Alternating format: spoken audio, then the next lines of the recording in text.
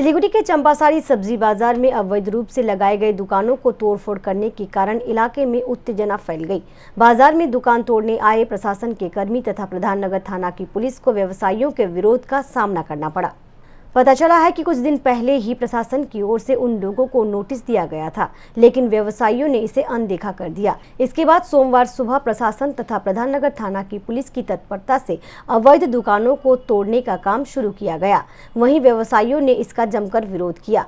स्थिति बिगड़ने पर प्रधान नगर थाना की आईसी के नेतृत्व में विशाल पुलिस वाहिनी आकर उत्तेजित व्यवसायियों को शांत करने के साथ ही कुछ लोगों को पकड़कर थाना ले गए।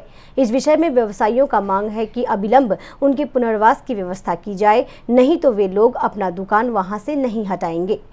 মোটামুটি আমরা পজিশন 30 বছর আগে থেকে করে খাচ্ছি, প্লাস আমরা 1+1 রোড আছে, শুধু ছিল না পায়ে হাঁটা রাস্তা, সেটাও আমরা নিজে ইচ্ছায় কমিটির থেকে ওটা ছেড়ে দিছি। এর সাথে আমাদের কি চাই? আমরা শুধু একটাই দাবি রাখছি, আমাদের পুনর্বাসন দিক, যেটুকু আছে আমরা ওটাও ছেড়ে দেবো, খুশি মনে ছেড়ে চলে যাবো। আমাদের একটাই দাবি পুনর্বাসন।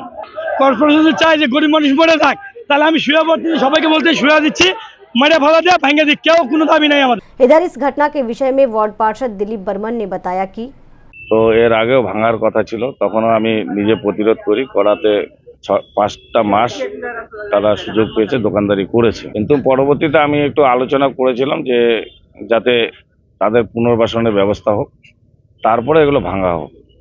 তো পুনর্বাসন করতে গেলে যতক্ষণ ন্যাশনাল হাইওয়ের কাজটা মোটামুটি একটা জায়গায় না আসবে, ততক্ষণ অবধি পুনর্বাসন করানোটা একটা অসুবিধা আছে। কারণ হচ্ছে ন্যাশনাল হাইওয়ে যতটা জায়গা লাগবে এবং ন্যাশনাল হাইওয়ে যতখানি জায়গা আছে ততখানি জায়গা ন্যাশনাল হাইওয়ে লাগবে না, যেটা আমাদের কাছে খবর এবং আমরা মিটিংয়ে যতটুকু বুঝতে পেরেছি। তো সেই মতে আমি মেয়র সাহেবের সঙ্গে কথা বলছিলাম, মেয়র সাহেবও বলছে ঠিক আছে তাদের পুনর্বাসন দেওয়া হবে, কিন্তু আগে এই কাজগুলো হোক, যত শীঘ্র পারে যাতে এই মানুষগুলো যাতে এখানে করে খাওয়ার ব্যবস্থাটা করে দেওয়া যায়। কারণ হচ্ছে প্রতিটি ঘরেই সবার ছেলে মেয়ে আছে, সবার ছেলে মেয়ের পড়াশোনা আছে, বাবা মার অসুখ বিসুখ আছে, তাদেরকে এই সবজি বিক্রি করে তার সংসারটা মেনটেন করতে হয়। তো কাজেই আমিও চিন্তা করছি এবং আমরা পরবর্তীতে যাতে তাড়াতাড়ি এদের কোনো সুষ্ঠু ব্যবস্থা করা যায় সেটা আমিও চেষ্টা করব।